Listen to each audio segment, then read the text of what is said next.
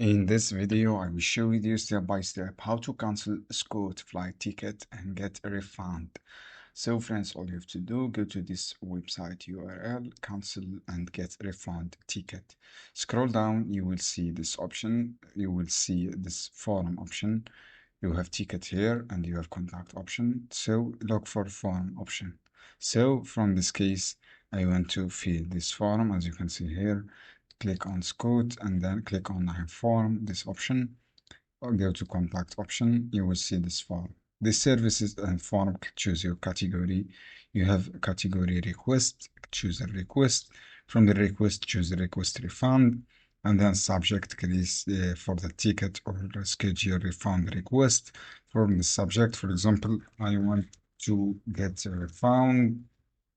I want to cancel ticket.